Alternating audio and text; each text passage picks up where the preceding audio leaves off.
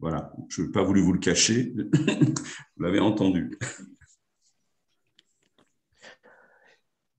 Très bien, bien. Bonjour à toutes et à tous pour ce 17e Café Sapiens. Alors, pour ceux qui ne connaissent pas l'Institut Sapiens, eh bien, je dirais comme Belmondo que c'est épatant, puisque c'est un institut qui s'intéresse finalement aux impacts de la révolution numérique et qui publie beaucoup, qui organise des débats comme celui-là, et puis qui a une présence médiatique, notamment sur les chaînes d'infos, avec par exemple le fondateur Olivier Babot ou Erwan Tison, qui est directeur des études. Alors, le thème d'aujourd'hui, hein, que reste-t-il d'humain dans la transformation digitale, ça fait un peu le thème de dissertation. Vous avez 4 heures et là, on a 1 heure, donc c'est clair que nous allons effleurer le sujet. Il n'empêche que dans tous les plans d'action des boîtes que vous voir, on voit qu'il y a toujours les éléments de langage autour de l'articulation entre la technologie, le digital, l'humain. Et avec les intervenants aujourd'hui, on s'est dit que ça pouvait être intéressant de prendre du recul et de regarder les tendances après, évidemment, l'accélération due à la crise Covid. Alors, je suis Raphaël Krivine, je travaille dans la relation client chez AXA et je vais animer ce débat avec 3 intervenants qui vont se présenter très rapidement. Le premier, c'est Arnaud Delacoste. Arnaud, si tu peux dire quelques mots. Bonjour à tous, Arnaud Delacoste. Donc, j'ai la chance d'être pré-retraité. J'ai dirigé pendant 25 ans une boîte que j'avais cofondée qui est le groupe Saitel. Aujourd'hui, j'accompagne des entreprises et des fonds d'investissement sur des logiques de développement venture ou de retournement.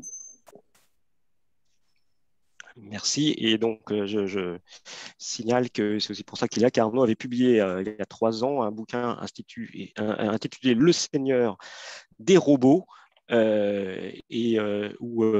il était très optimiste sur l'articulation justement entre toutes les nouveautés techno qui impactaient son secteur de l'époque et la place de l'homme. On en reparlera dans 2 minutes.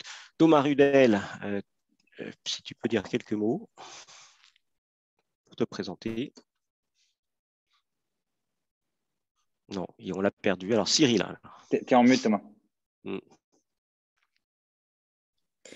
Excusez-moi, le classique des Zooms.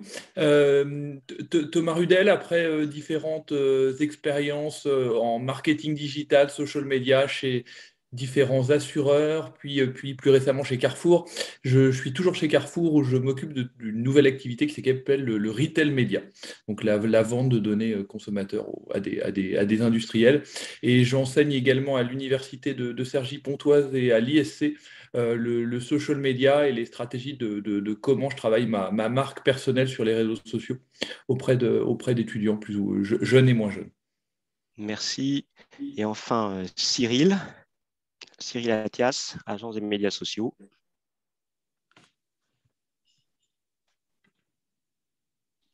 Non. Ouais, t'es en mute, Cyril. Pardon, excusez-moi, j'ai fait une Thomas. Donc Cyril Athias, j'ai une vingtaine d'années dans le digital. J'ai commencé à l'époque des web agencies chez Ogilvy Interactive. Voilà, donc j'ai fait tout le chapitre Internet et ouvert un blog en 2003 et commencé à m'intéresser aux réseaux sociaux à partir de ce moment-là. Et aujourd'hui, je dirige une agence spécialisée en social media et en marketing d'influence que j'ai créée il y a 10 ans maintenant, en 2010. Merci. Alors, je précise enfin la règle du jeu, évidemment. Les participants peuvent interagir avec les intervenants et le plus simple, c'est de le faire à travers le fil de conversation pour qu'on puisse avancer parce qu'il nous reste finalement 55 minutes. Et pour démarrer tout de suite, je commencerai par Arnaud Delacoste. Donc, comme je le disais, je ne sais pas si on me voit, mais tu as publié ce livre, Seigneur des robots, je crois, qui est toujours disponible sur les grandes librairies numériques, au moins en occasion, parce que je crois qu'il est épuisé en librairie. Et à l'époque, comme je le disais, tu étais très optimiste, mais c'était il y a 3 ans, c'était avant le Covid. Et donc, à l'époque, tu étais enthousiaste sur les assistants vocaux, sur l'intelligence artificielle, en disant que ça n'empêcherait pas l'humain d'avoir toute sa place en termes d'émotion, d'empathie, etc. Quel est ton regard 3 ans plus tard, 3 ans après avoir écrit ce bouquin, et en plus en ayant quitté le secteur, donc en ayant encore plus de recul? Merci Raphaël. Alors c'est vrai qu'il y a un petit côté dinosaure quand on regarde, quand on parle d'IA et qu'on se réfère à un truc publié il y a 3 ans. D'abord, il y a un petit côté effrayant parce que est-ce que ça résiste à l'épreuve du temps dans une industrie ou une économie qui va si vite? Alors, juste pour rappeler, ce bouquin, on l'avait publié il y a 3 ans maintenant. C'était plus un coup de gueule, en fait. Moi, je dirigeais avec mes associés une boîte qui était opérateur de centre d'appel externalisé. Et toute la journée, on me disait, non, mais ton métier, il est mort. Regarde ce que publie Gartner, regarde ce que publie tel grand institut américain. 2021, 22, 30%, 40%, 70% des emplois en centre d'appel auront disparu. Nous, depuis qu'on avait créé la boîte en 94, on voyait des volumes qui augmentaient d'année en année. On nous avait promis la fin du monde plusieurs fois, elle n'était jamais arrivée et les volumes avaient continué de progresser. Et il y a 4 ans, on voyait toujours des volumes qui progressaient. Alors certes, des canaux qui se diversifiaient, les médias sociaux qui montaient en puissance comme un canal d'avenir potentiel, le vocal automatisé qui était potentiellement un canal qui allait émerger avec les assistants vocaux, etc. Mais en tout cas, nous, on ne voyait pas le grand soir. Et donc, le point de départ de cette réflexion qui a conduit au bouquin, c'était vraiment un deep dive dans la tech en disant, mais est-ce que la technologie est prête? Donc, moi, j'ai passé un peu moins d'une année à faire le tour du monde des startups. Donc, j'avais la chance, on était en plein de pays. Donc, je profitais de mes déplacements pour aller voir l'écosystème chinois, israélien, bien évidemment américain. Et puis, la synthèse de tous ces échanges, ces discussions avec aussi bien des sociologues que des gens qui étaient des consultants de l'industrie ou des faiseurs, donc des start-upers, ou des boîtes plus grosses d'ailleurs, a abouti à cette conclusion qu'on était plus tel qu'on l'imaginait et tel qu'on voyait dans le quotidien, à un âge de la coopération que de la compétition. C'est-à-dire qu'on était plus dans les outils technologiques au service du conseiller client, au service du client, plus qu'un outil qui allait complètement remplacer. Et donc, le parti pris du livre, c'est ça, c'est de dire, toutes les grandes ruptures technologiques ont amené des peurs, beaucoup de fantasmagories, mais dans les faits, quand on trie à la fin, il y a certes des grands changements, mais est-ce que l'homme est remplacé? Non, il est au mieux augmenté. Mais en tout cas, aujourd'hui, ce qu'on voit, et j'ai envie de dire 3 ans après, c'est exactement ce qu'on constate dans nos quotidiens, c'est qu'aujourd'hui, on est des hommes augmentés par nos téléphones, par nos interfaces qui nous guident. Aujourd'hui, on ne sait plus monter dans une voiture sans allumer son GPS ou Waze pour éviter les bouchons.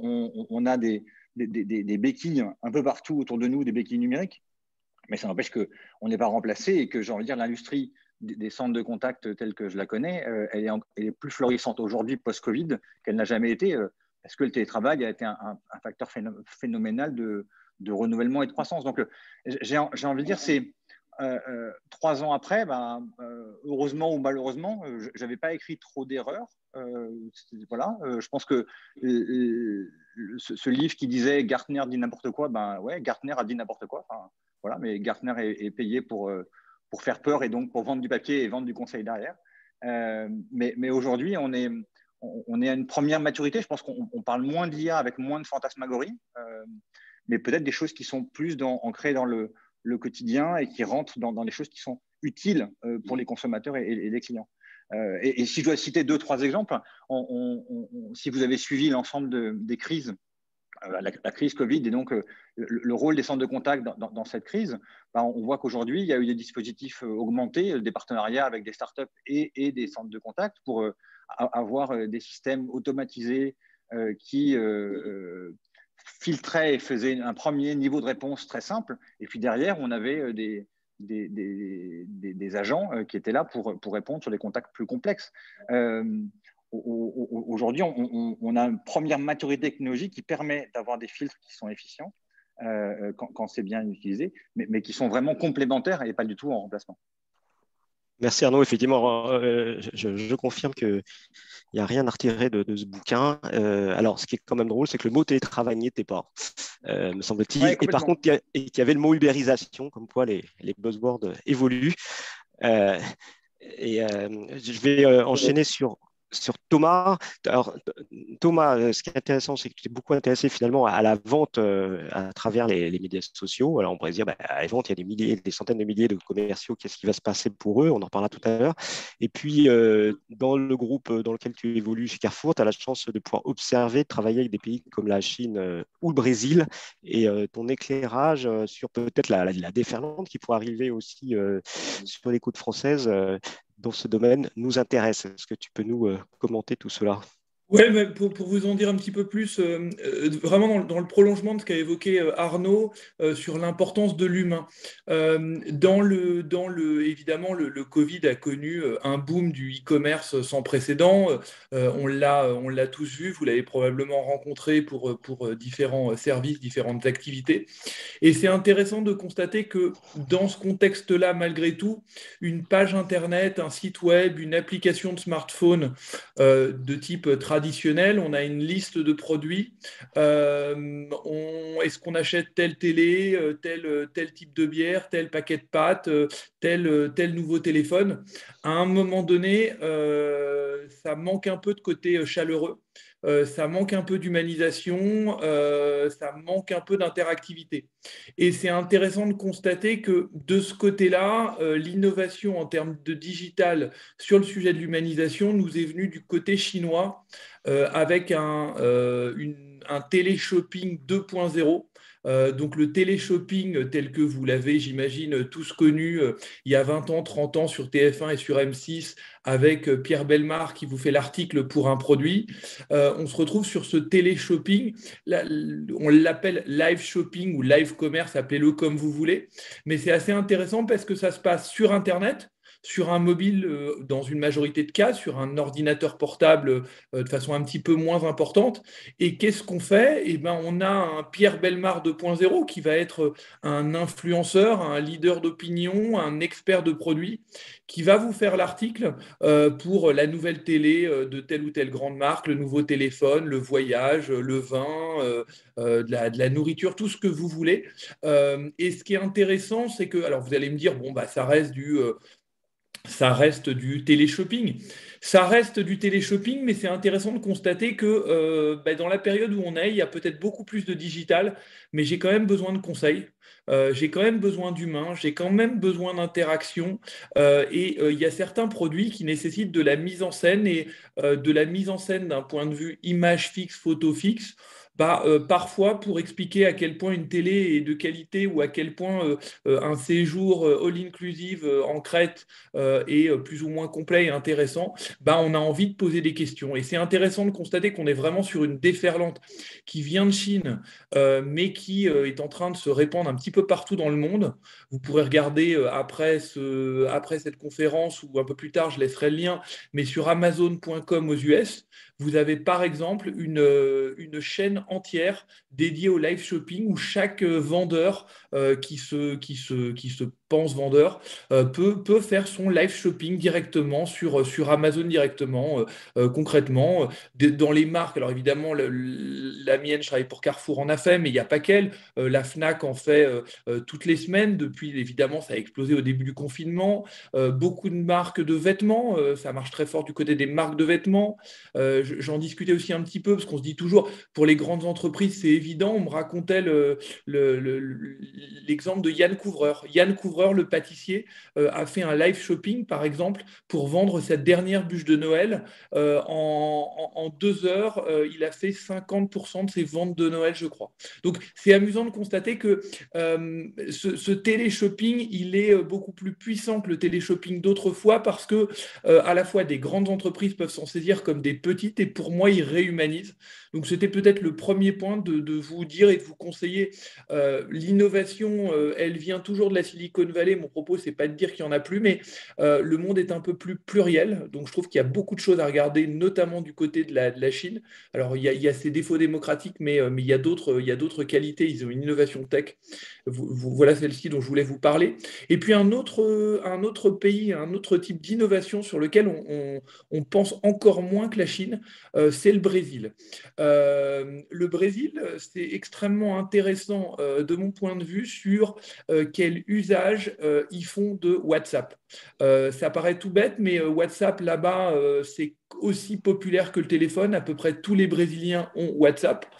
C'est le cas en général en Amérique latine, c'est déjà le cas en Italie et en Espagne.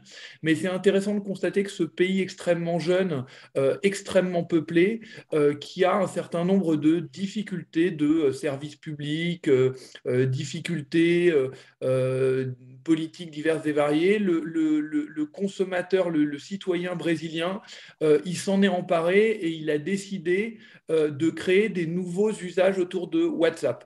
C'est assez intéressant de le constater, c'est-à-dire qu'il y a évidemment ce que vous tous dans cette conférence connaissez de WhatsApp, les groupes WhatsApp, avec sa famille, ses amis, ses collègues, ce que vous voulez. Mais ce qui est intéressant de constater, c'est les services par et pour les entreprises.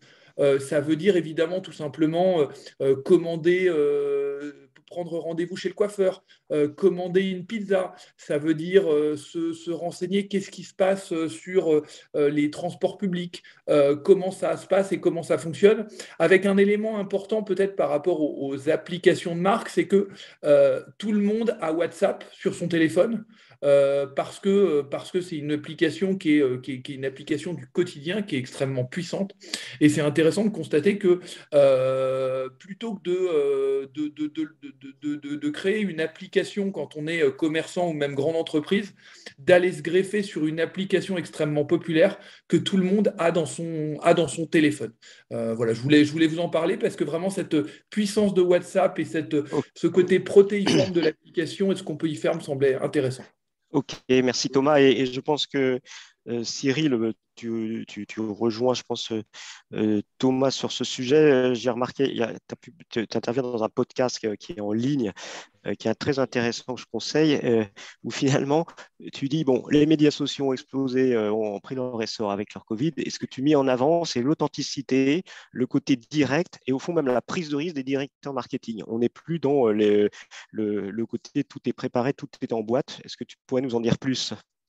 Oui, tout à fait. Ben, en fait, on a un petit peu explosé les modèles, hein. Le Covid nous a aidé à pousser les murs, à faire des choses qu'on n'avait jamais fait, travailler de chez nous, faire des conférences. Enfin, en tout cas, pour pas mal de gens, c'était assez nouveau. Les plans médias se sont arrêtés net en termes de publicité pour les marques. Donc, les marques sont arrivées à un moment où elles se sont dit, on ne peut plus communiquer, on n'a plus de médias, l'audience n'est plus sur ces sujets-là, qu'est-ce qu'on fait? Et comment on existe, surtout? Parce que tout l'intérêt des marques, à travers la publicité et à travers leur activité marketing et communication, c'est d'être présent dans la tête des gens et de faire du reminder sur la présence de la marque. Donc, quand ce Covid est arrivé, les marques se sont tous redirigées quasiment vers les réseaux sociaux, qui étaient finalement la seule plateforme d'intermédiation ouverte entre la marque et ses clients. Les magasins étant fermés, les médias étant arrêtés, stoppés, les campagnes de la même façon. Le seul moyen de communication qu'ont eu les marques à ce moment-là, ce sont plutôt avérés être les réseaux sociaux. Même les influenceurs ont arrêté de faire des collaborations pendant cette période, en tout cas pendant les premiers mois du Covid. Et donc, ils ont réinventé un petit peu des modèles où on a dû, en tout cas, un petit peu improviser une communication sur les réseaux sociaux, mais du coup non préparée et plutôt live.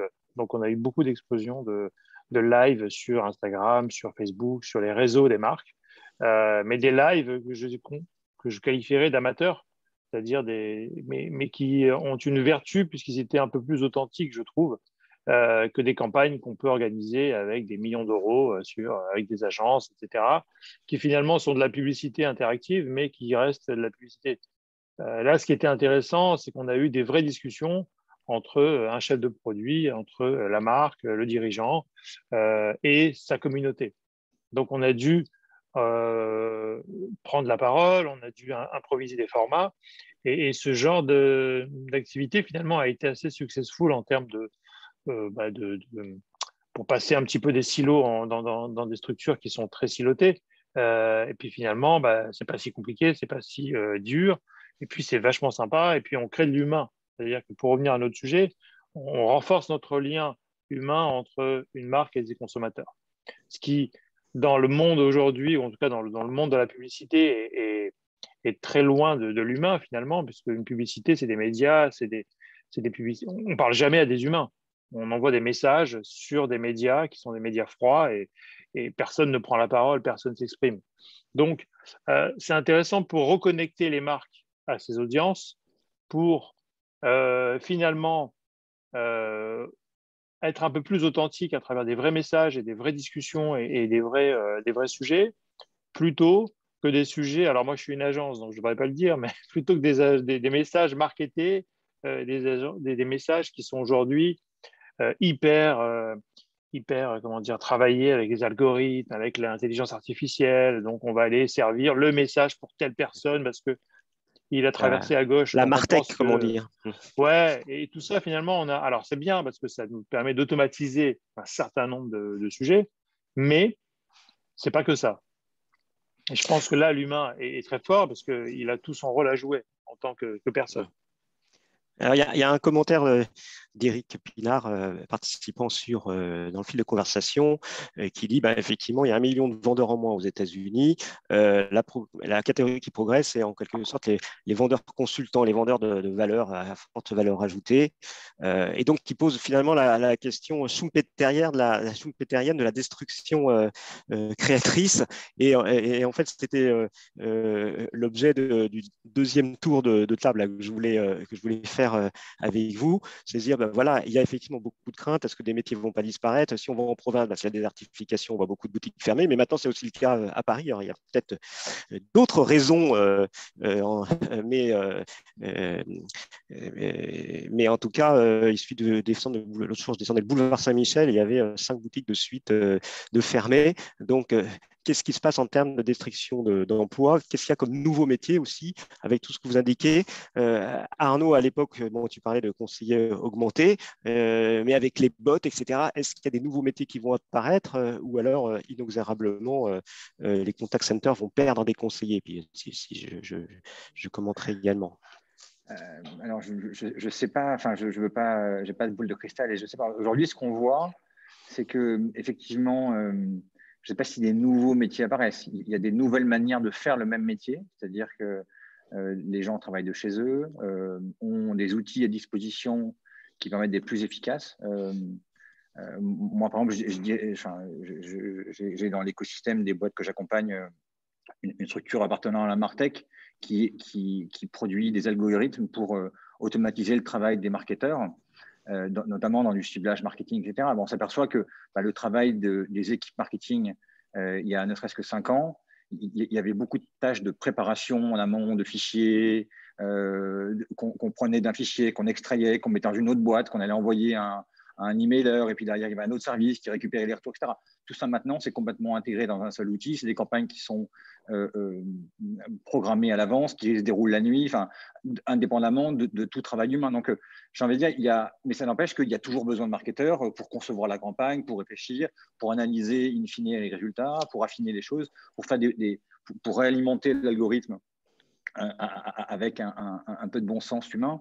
Et puis pour s'adapter aux évolutions de marché. Donc, je pense qu'on a, et c'était un peu le sens de la remarque d'Éric Pinard, c'est on a un déplacement de profil, avec certes, à mon avis, une petite montée en gamme et en compétences. C'est-à-dire que l'évolution technologique, elle grignote des fonctions à très faible valeur ajoutée, c'est évident.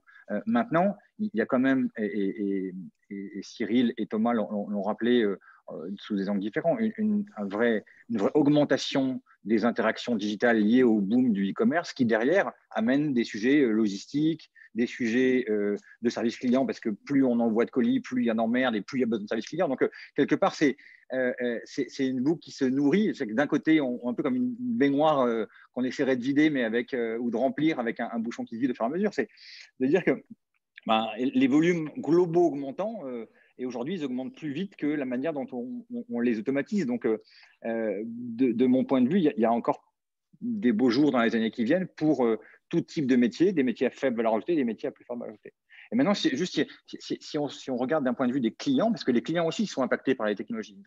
On est tous des clients augmentés en usant ces technologies. Et en fait, je lisais l'autre jour en parcourant Twitter une phrase, je ne sais pas qui c'est, donc je vais la redire, je ne saurais pas qui est plagiat, mais je trouvais que c'était assez intéressant. C'est que la nouvelle techno, il y a quelques années, c'était Big Brother. On avait peur de la techno. Aujourd'hui, j'ai le sentiment qu'on est à l'ère de Big Mother. C'est-à-dire qu'on nous dit ce qu'on doit faire. Il y a Yuka qui nous dit ce qu'on doit bouffer. Il y a ma montre qui me dit à quelle heure je dois me lever, combien de temps j'ai dormi, est-ce que je dois aller courir.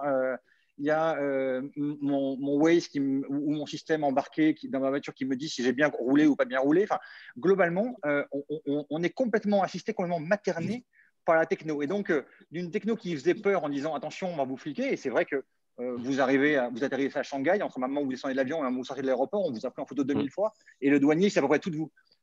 Mais c'est pareil en Corée et c'est sûrement pareil à Roissy. Mais aujourd'hui, on a quand même, en tant que consommateur, une techno qui nous materne et voire même qui nous materne tellement qu'on ne se rend même plus compte qu'on est materné. Et je trouvais que cette phrase était intéressante de dire on est passé de Big Brother à Big Mother.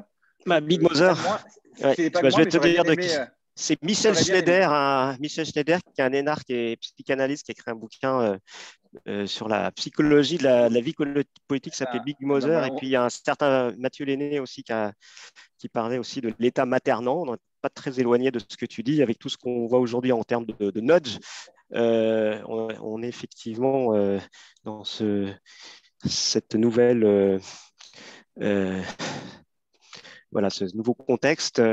Mais simplement en commentaire, puisque moi j'ai aussi des équipes en contact center, effectivement, on a une stabilité finalement des appels, parce que les clients font de plus en plus, entre guillemets, de self-care, ils font tout seuls leurs opérations, mais quand ils ont besoin, il y a des choses qu'ils ne peuvent pas faire par eux-mêmes, donc c'est là qu'ils appellent, et dans ces cas-là, ils veulent de l'authenticité, comme disait Cyril, et ça veut dire aussi que, comme tu le dis, il y a une évolution avec la techno, donc on parlait de contact center avec ce mot center, centre de contact, mais aujourd'hui, on voit avec le télétravail, c'est plutôt un réseau de contacts, puisque les gens peuvent être dispersés sur le territoire, ils sont connectés entre eux, donc on est plutôt une approche réseau, et le métier, donc, une fois de plus, c'est des conseillers au téléphone ou qui traitent des chats, etc., évolue, et on peut aussi l'enrichir avec eux, je veux dire, ils peuvent mettre comme moi le casque sur la tête, c'est un cas de contact center d'ailleurs, mais ils peuvent aussi être capables de préparer un tuto et d'animer un tuto, et donc et d'être quelque part full stack, comme on dirait en informatique, à savoir être multicompétent et ne pas se limiter au travail classique de contact center. Thomas, alors je me tourne vers toi parce qu'avec la grande distribution, qui est un des plus gros employeurs, notamment sur notre territoire, je pense qu'il y a bien 700 000 personnes qui doivent évoluer dans la grande distribution, mais aussi avec les sujets, la logistique, enfin toutes les problématiques de logistique, qu'est-ce que tu peux nous dire là-dessus ? C'est-à-dire qu'il y a la partie que vous connaissez tous sur laquelle je vais pas m'étendre, plus en plus de profils tech, de profils data, de profils marketing digitaux, on va dire des cols blancs, mais ça vous l'imaginiez, j'imagine tous assez bien. Ce qui est intéressant de constater de l'autre côté du scope, c'est du côté des métiers peu qualifiés, où il y a vraiment un boom extrêmement important parce que Arnaud l'a évoqué sur les impacts en termes de livraison. Donc c'est clair que vous faites de plus en plus vos courses sur Internet, vous vous faites livrer ou vous allez chercher vos courses en drive, qui est c'est pas toujours connu, mais le drive, vous venez avec votre voiture ou à pied dans un magasin et on vous met vos courses dans le coffre ou dans votre caddie, qui est en France le e-commerce alimentaire le plus populaire. Ça paraît tout bête cette activité-là, mais quand vous en faites 2 fois plus après le Covid qu'avant le Covid, ça veut dire qu'il y a des collaborateurs derrière qui travaillent et donc oui, il y a de la technologie augmentée, oui, il y a de la robotisation, néanmoins il reste le secteur est en extrêmement fort développement et notamment on a alors Google l'avait, j'ai plus le terme exact, mais ce moment de vérité. Nous, le moment de vérité en e-commerce, il est quand le livreur il sonne à votre porte ou quand vous ouvrez le coffre de votre voiture et qu'on vous met vos courses dans le coffre, que vous vérifiez qu'il va manquer aucun produit, on est vraiment dans une expérience qui touche votre quotidien. Les courses, on les fait selon les uns les autres plusieurs fois par jour, plusieurs fois par semaine, une fois par jour, ça dépend. Mais on est vraiment cette partie-là où il y a, on fait partie dans cette grande distribution alimentaire. C'est un secteur qui recrute énormément en ce moment et énormément de cols bleus, évidemment aussi plein de cols blancs. Donc c'est un tout petit peu atypique. Et peut-être aussi un point de rappel, mais qu'on l'ait quand même tous en tête. Alors c'est pas le cas de tous les types de distribution, mais je préférais quand même le préciser, c'est que dans la distribution alimentaire, donc les Carrefour, Lidl, Intermarché, Tesco, Walmart, ce que vous voulez, 90% du chiffre d'affaires, il est encore fait en magasin. Donc le magasin, le consommateur, il est augmenté parce qu'il fait ses courses avec un smartphone. C'est aujourd'hui son premier canal d'information, c'est son premier écran sur lequel il est exposé à de la publicité. Il va vouloir en magasin du Wi-Fi et de la technologie. Il va vouloir, et à un moment donné, cette expérience en magasin, ça me semblait important de la rappeler parce que pourquoi est-ce qu'on va en magasin? On va en magasin parce qu'à un moment donné, quand il s'agit de choisir des fruits et légumes ou d'acheter de la viande ou du poisson, on a envie, on a envie de voir, on a envie de sentir, on a parfois envie de toucher dans le cas des fruits et légumes. Et ça me semble important de le rappeler. Et ça fait aussi partie des métiers qui sont en énorme tension, qui ne sont pas des métiers tech, mais qui sont néanmoins des métiers qui recrutent énormément. Des métiers comme boucher, poissonnier, boulanger, fleuriste sont des métiers en extrêmement forte tension. Elles l'étaient déjà avant le Covid, elles le sont toujours et je pense qu'elles le seront encore dans quelques années. Ça paraît tout bête, mais il y a aussi de l'humain là-dedans et c'est extrêmement important pour les gens. Tu nous parlais de la Chine, du Brésil, et Laurent Bourdier pose une question, et tu pourrais peut-être y répondre tout de suite. Est-ce que tu vois une spécificité européenne dans les métiers de la digitalisation, de l'accélération de la mondialisation? Voilà, est-ce que tu vois des spécificités propres à l'Europe et à la France en particulier? En fait, c'est assez étonnant, c'est que non, j'en vois pas tellement. C'est-à-dire que on est plutôt sur un temps d'adoption qui est un tout petit peu plus lent, c'est-à-dire que le live commerce, ça fait maintenant 5 ans que ça cartonne en Chine, ça arrive doucement en Europe, mais finalement on est sur un effet retard. Et sur les utilisations des plateformes de messagerie instantanée, là aussi d'inspiration chinoise, les WeChat, je parlais de WhatsApp au Brésil, mais les super apps, là j'ai vu que PayPal a lancé sa propre super app. On est là-dedans, pour moi, on est plus sur un léger temps de retard en Europe que sur des tendances très différentes. Si je peux juste ajouter un mot, Oui. tout à l'heure on parlait de la MarTech, il y a une spécificité européenne quand même, c'est que aux États-Unis, la MarTech elle est dominée par des grands leaders, Salesforce, Oracle, Adobe, voilà. En Europe, on a une market qui est très éclatée et en France, on est champion du monde de la MarTech ultra éclatée. C'est que alors je ne sais pas si c'est lié au programme Startup Nation, à la France Digitale, à tout l'écosystème qu'on a créé, mais aujourd'hui, pour faire la même chose que des grandes plateformes, on a des alternatives de petites boîtes françaises qui certes sont des briques qui doivent être collées les unes aux autres, mais qui font qu'on a un écosystème en France et en Europe qui est vraiment, vraiment large et qui n'est pas dominé par les grandes plateformes. Alors, en Allemagne et en Angleterre, c'est un peu moins vrai, mais en France, c'est vraiment, vraiment, vraiment prégnant.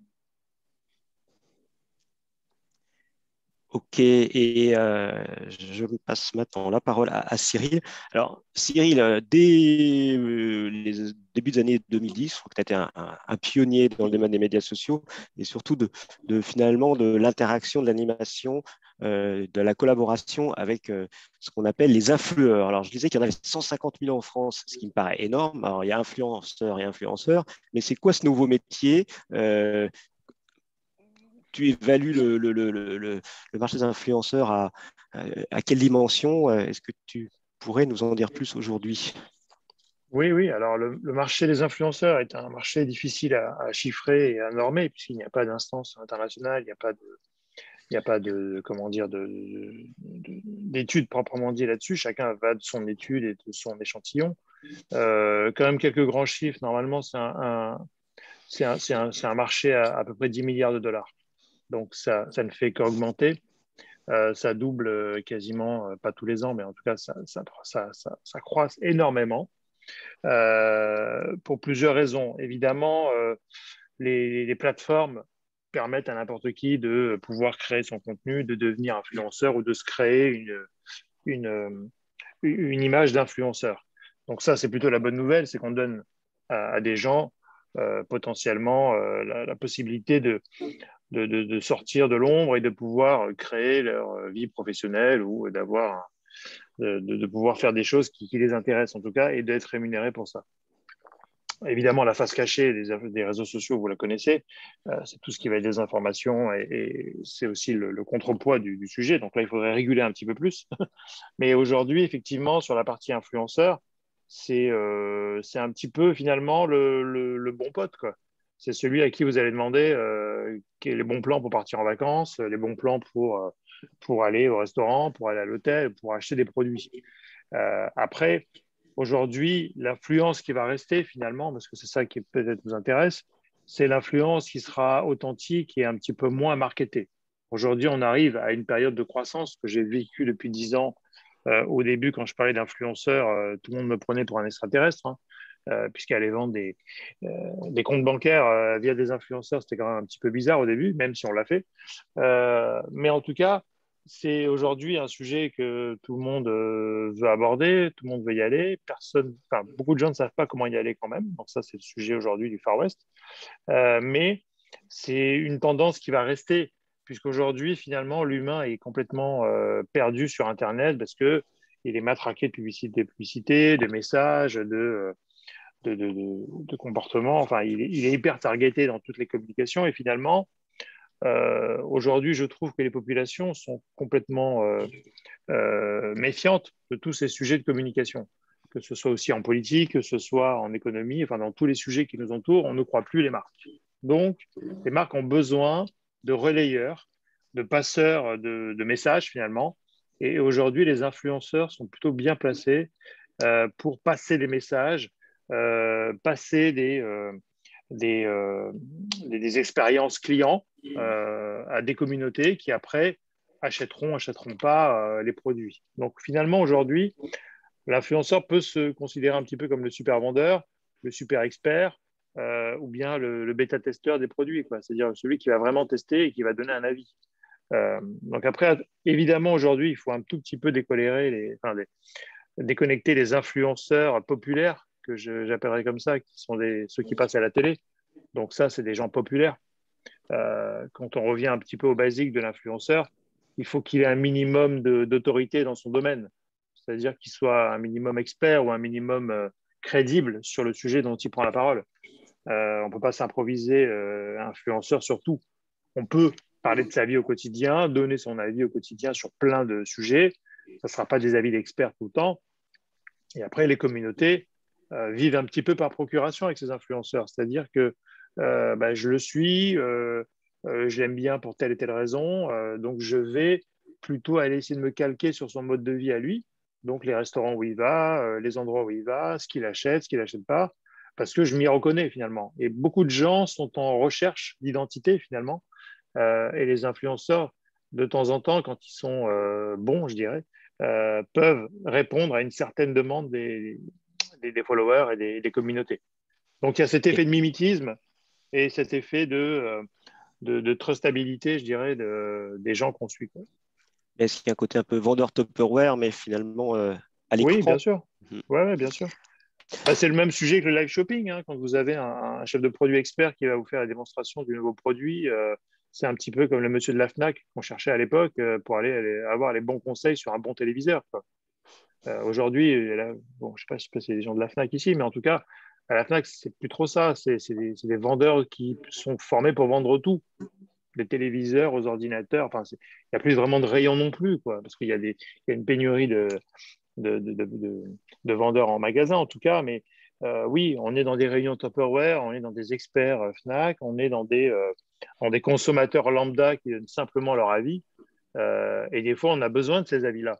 C'est-à-dire qu'on a besoin de savoir si le Tupperware, il ferme bien, quoi. Et ça, la pub, elle ne nous dira jamais qu'il ferme mal. Donc, c'est ce que les gens recherchent, je crois, aujourd'hui. Et ce phénomène d'influenceur a pris son envol beaucoup, je pense, grâce à ça ou à cause de ça, selon les points de vue. Mais effectivement, c'est la question du moment, quoi. Et donc, on voit tous ces influenceurs qui sont au soleil à Dubaï. Ça, c'est les plus connus. Hein, c'est un peu Ouais, ça, c'est les populaires. les bimbo sapiens, on va les appeler, qui sur Instagram. Et ces personnes. Et puis à côté, il y a des Ça va pas influenceurs qui durer. sont. Ça va pas durer, ça. Ça, c'est un Mais phénomène d'extrapolation du sujet. Mais je pense que tout ça va disparaître rapidement. Parce que c'est comme partout, quoi. Il y a des extrêmes, voilà, il y a des excès, il y a des... Et à un moment donné, on ne peut pas vivre sa vie au soleil, botoxé, à faire que des selfies, Mais quoi. Enfin, à un moment donné, on devient certes, fou. mais quel est et l'influenceur ou l'influenceuse qui est, je sais pas, peut-être en région, d'ailleurs à Lyon, qui a sa communauté, Ouais, etc.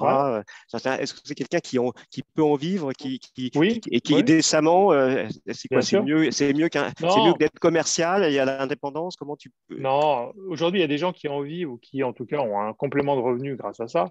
Après, en vivre, tout va dépendre du niveau de vie de chacun. Mais la beauté du geste, vraiment, moi, j'ai vu des gens éclore sur les réseaux sociaux qui sont assez défavorisés dans la vie en général, qui partent pas du bon pied, qui n'ont pas les réseaux, qui n'ont pas les amis, qui n'ont pas les moyens, et qui d'un coup émergent, se créent une personnalité plus ou moins vraie et arrivent à en faire un métier quelque part, en tout cas à être rémunéré pour ça.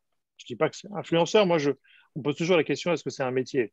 Je pense que c'est pas vraiment un métier.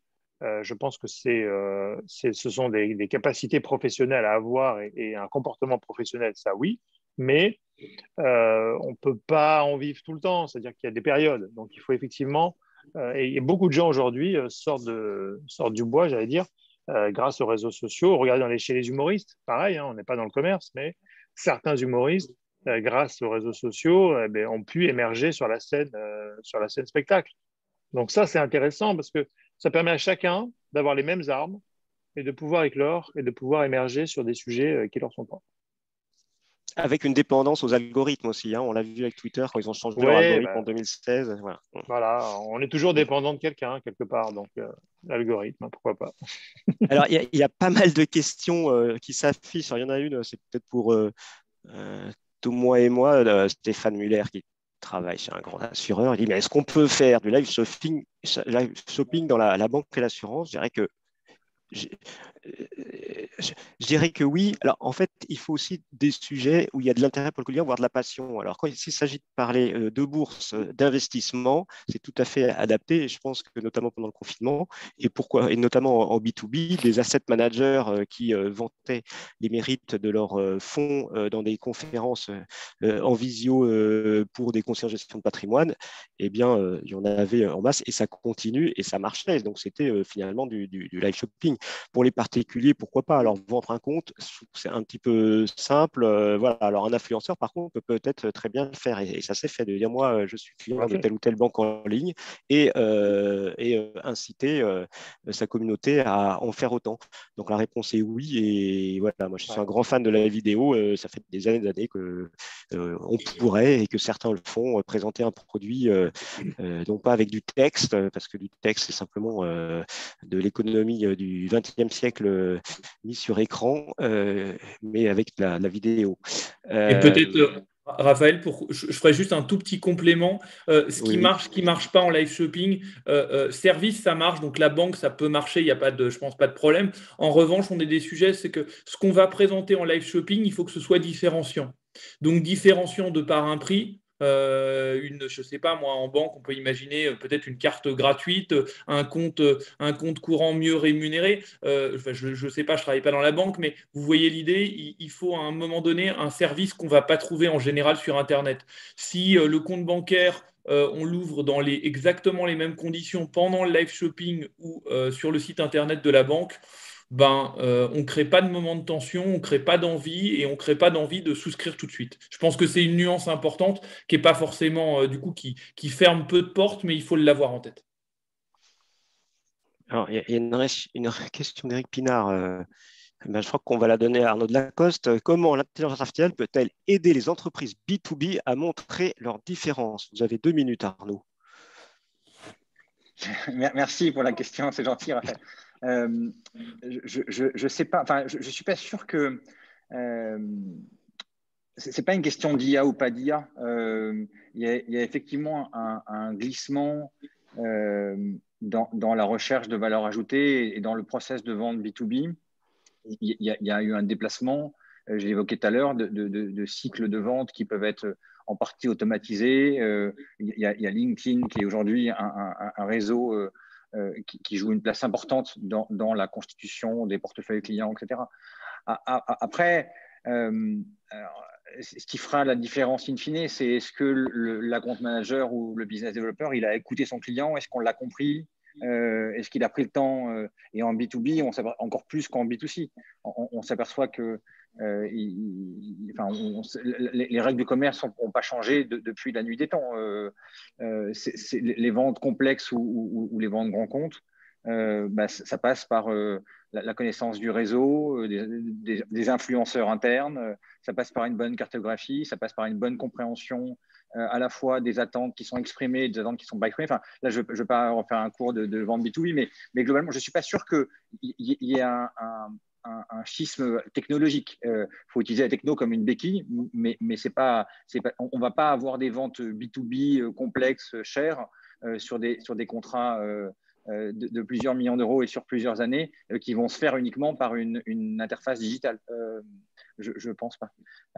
Aujourd'hui, je pense que et ce sera peut-être mon mot de la fin, je ne sais pas puisque j'ai la parole, mais au-delà de la techno, j'en viens même ce que la techno fait émerger, c'est cette besoin de sens et de raison d'être. Aujourd'hui, on voit qu'il y a tout un sorte de phénomène de mode un peu émergent. Et il y avait encore une pub de la MadPub qui est parue hier ou avant-hier sur les ondes, qui exprime sa raison d'être à la radio. Moi, je me souviens, j'avais été à South by Southwest à Austin il y a 3 ans.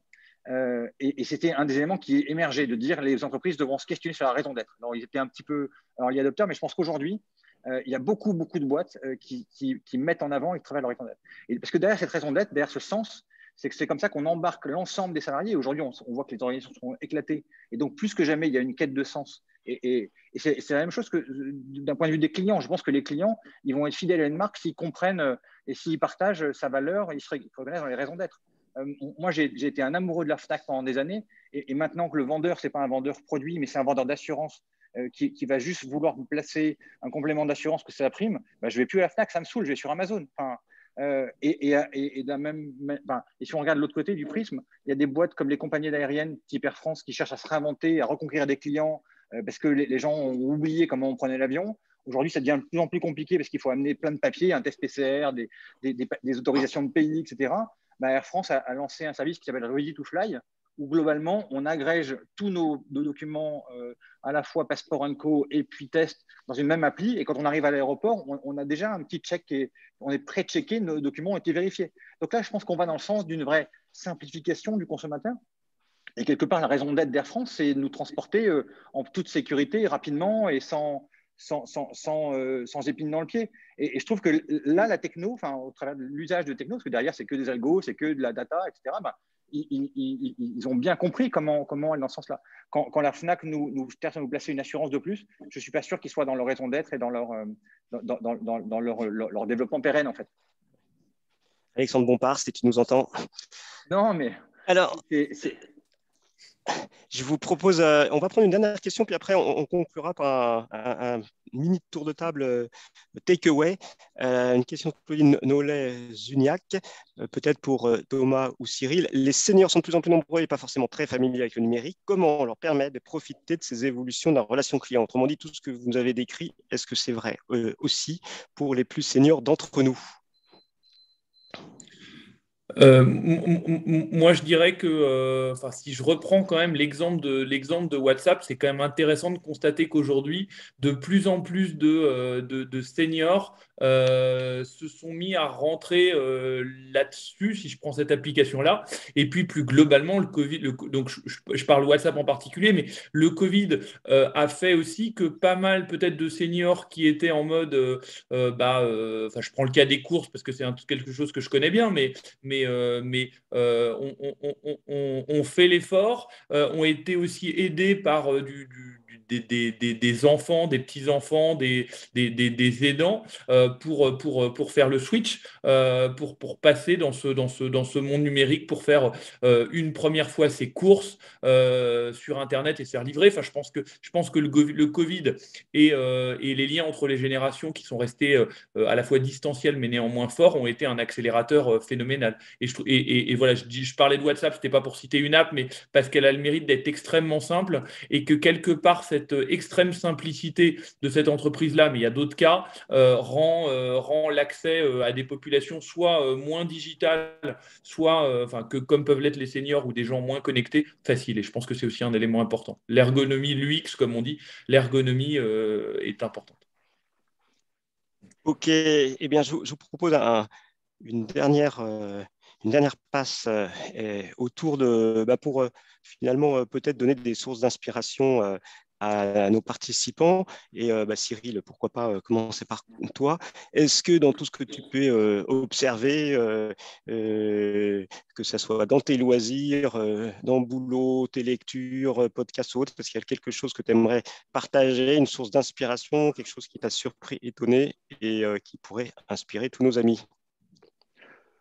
Beaucoup de choses, à chacun son sujet, mais ce que je retiens quand même aujourd'hui, c'est que l'année, alors ça va être peut-être aujourd'hui une tarte à la crème, hein, mais la période post-Covid qu'on est en train de vivre est une période où on va remettre les pendules à l'heure quelque part, sur pas mal de sujets. On va ajuster la voilure technologique, on va ajuster la façon de faire du commerce, la façon de travailler, la façon de vivre, enfin, ça va un peu répartir les cartes, je trouve, parce que ça va remettre un peu de sens à beaucoup de choses qu'on fait. Et finalement, ce que je crois aujourd'hui pour les prochaines années, c'est que tout doit avoir du sens. C'est-à-dire, quand je vais sur Amazon pour acheter un produit, ça a du sens parce que ça va vite, parce que je n'ai pas besoin de service particulièrement, mais je suis livré à l'heure et en quelques heures. Quand je vais en magasin, ça a du sens parce que je veux parler avec un vendeur et je veux m'informer ou je veux avoir un avis éclairé sur des sujets. Donc, je crois beaucoup en l'humain sur les prochaines années. Je pense qu'il doit y avoir du sens dans tout ce qu'on fait aujourd'hui en tant que marketeur ou en tant que chef d'entreprise ou consommateur même. Et vous le voyez avec la consommation raisonnable ou les Zalando qui ouvrent même des stores dédiés aux produits recyclés, à la seconde main, etc. Donc, aujourd'hui, on va être un peu plus dans je crois, un éclairage de chacun et de sa vie professionnelle et personnelle. Et je pense que du coup, l'humain a tout intérêt, un intérêt énorme de pouvoir s'exprimer et de pouvoir aider les gens à naviguer dans ces eaux-là, quoi. Voilà, en tout cas, je suis pas pour la techno à mort, pour tout. Je pense qu'on sait bien, il faut s'en servir, mais il faut qu'elle serve l'humain et qu'elle serve un projet plus ambitieux que simplement vendre des produits, quoi. Parce que c'est Merci. sympa de vendre des produits, mais pardon, Ok, je suis un peu long. merci Cyril. Thomas, en une minute, une Ouais, lecture, un film, quelque chose à partager? non, moi, ce serait vraiment une thématique où moi, je trouve elle est intéressante, c'est celle des crypto-monnaies. Même si, comme moi, vous ne la comprenez pas complètement, même si vous n'en voyez pas les usages immédiats, je pense qu'il y a énormément d'innovation dans ce secteur-là et que, évidemment, il y a des choses qui vont cracher, il y a des choses qui ne marcheront pas forcément, mais comme dans toutes les innovations technologiques, mais j'ai l'impression que il va y avoir de l'innovation, de la R&D qui va ruisseler dans pas mal d'autres secteurs du reste de l'économie. Donc, je sais que ça peut paraître obscur, ça peut paraître à la fois très, très geek ou très finance. Néanmoins, je trouve qu'il y a des choses à regarder de ce côté-là. tu pourras dans ce cas-là commander en ligne. C'est gratuit un dossier de l'Institut Sapiens qui a été un des premiers à apparaître sur le Bitcoin, qui est passionnant. Et puis il y a eu, je crois, quelques conférences et cafés Sapiens aussi sur le thème de la monnaie électronique. Merci Thomas. Arnaud, une dernière petite prise de parole peut-être? Non, moi, je suis en phase avec ce qui a été dit et rappelé par Cyril. La techno est au service de la promesse de la marque. Et encore une fois, c'est ça la clé. C'est une forme d'authenticité. La techno pour la techno, ça ne sert à rien. Et je pense que ces dernières années, il y a eu un peu de techno pour la techno. Pour certaines marques, il fallait, pour paraître être dans le coup ou montrer à son conseil d'administration qu'on faisait des choses dans le digital, on nommait un CDO, on achetait une suite techno, on disait on ouvre tel canal. Mais si ça n'avait pas de sens pour le consommateur parce que ça ne sert à rien, ça fait pchit et puis on a juste dépensé un peu d'argent et perdu du temps en fait. Et puis le client n'est pas dupe en fait.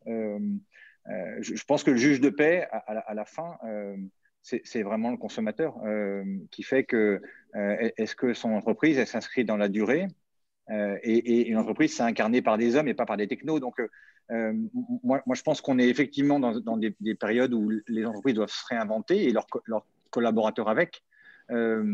Mais c'est aux entreprises à imaginer le cadre dans lequel leurs collaborateurs pourront se réinventer. Donc, mais le juge, in fine, c'est le consommateur.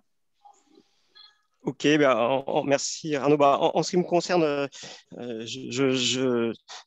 et pour ceux qui sont dans la finance, je vous conseille de trouver les chiffres d'une enquête de Harris Interactive qui a été effectué pour le compte d'un cabinet, du cabinet OnePoint, qui dit que 22% des Français disent recourir davantage à l'appli bancaire, donc ça c'est le Covid, mais en même temps il y a 30% qui estiment que le numérique fragilise leur relation avec leur banque, parce qu'il y a cette distance qui apparaît, donc vous savez le côté j'ose pas quitter ma banque parce que je vais quelque part trahir et être infidèle à mon banquier, eh bien on se sent moins infidèle vis-à-vis de son application, et effectivement pour l'établissement bancaire ça pose le sujet de l'expertise et de la qualité des personnes des fronts.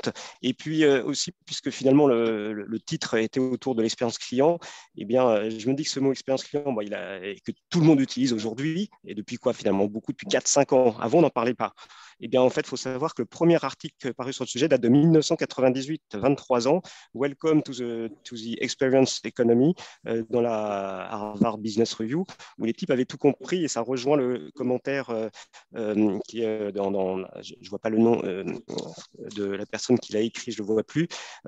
L'expérience client, c'est un peu ce qui est la trace qu'on laisse dans la tête des clients avec l'ensemble des interactions qu'il a pu avoir pendant le parcours d'achat, de consommation, etc. Et il y a une part d'émotion importante. Et dans cet article, il disait, mais finalement, on est passé du produit au service et on va passer à l'expérience. Et les 4 dimensions d'expérience, c'est une notion de divertissement, une notion d'esthétique, d'éducation, d'évasion. Et ces 4 dimensions, le digital et le numérique apportent beaucoup, mais évidemment, l'homme, que ce soit le personnel de contact aussi, il participe complètement. L'expérience client a de longs jours encore devant elle, mais une fois de plus, c'est assez marrant de voir que le concept était disruptif il y a 23 ans et qu'il est encore aujourd'hui. Donc, ça permet d'aller un peu au-delà des modes, de constater qu'une telle idée perdure autant. Écoutez, il est 9h30 pile et certains vont très probablement enchaîner les réunions dans moins d'une minute. Donc, je vous propose d'en rester là pour aujourd'hui. Continuez à suivre l'actualité de l'Institut Sapiens. Il y aura bientôt des prochains cafés. Je vous dis à très vite, à très bientôt. Merci à tous. À bientôt. Merci beaucoup. Au revoir. Merci, au revoir.